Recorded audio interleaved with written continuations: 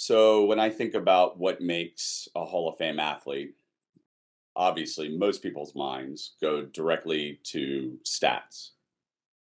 But after that, I think, is this athlete willing to do whatever it takes for their team to be successful? Circle back to Saturday, October 16th of 2012. The Naval Academy, who is one of our toughest opponents and biggest rivals on the men's side, was coming to town to swim us at home in a dual meet. So a massive moment early in the season. It's always a great competition and a great battle between two local teams. While coming up with the lineup for the dual meet, I came up with a bit of a crazy idea. It was going to take a lot of heart and someone who had no fear to pull it off. Navy always expected Mohamed to swim the typical events and usually planned for it. He always kind of had the same lineup when we swam Navy. But this time I decided to kind of throw in a wrinkle. I slated Mohamed to swim the 200 free as per usual.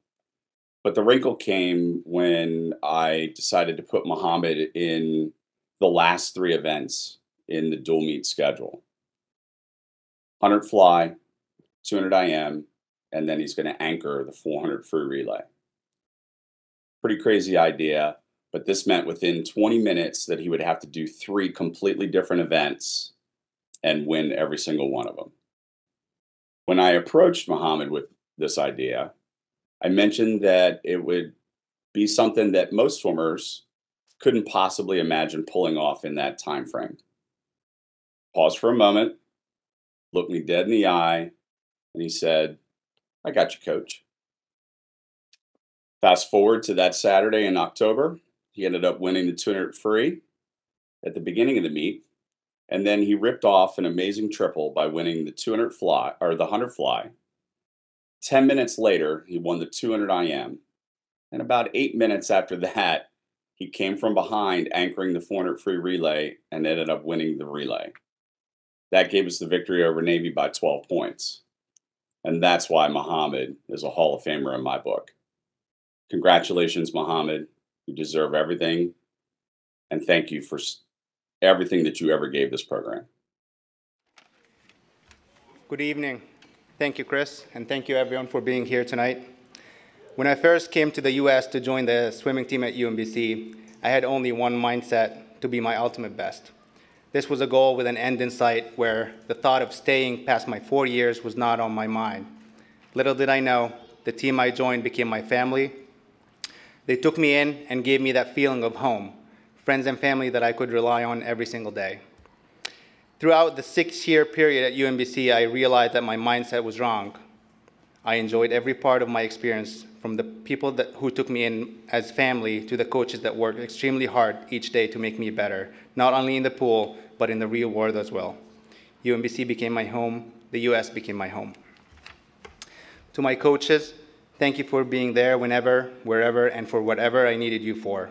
Whether it was swimming related, school related, or personal, they always went above and beyond to support me and give me guidance. Their support helped me through some of the biggest races of my career in swimming, from the NCAAs, World Championships, to the Olympics. I wouldn't be standing here receiving this honor without these guys. To my teammates, thank you for the support you gave me through the ups and downs of my swimming career. I remember every meet when your crazy loud chants would pump me up. Even when the odds were stacked against me, you never stopped believing in me, which pushed me to be a better person, swimmer, friend, and teammate. The echoes of your chants as I swam still ring in my ears to this day. You brought it back, by the way. I want to thank my parents, who both made the trip from Egypt to be here tonight. They are the ones that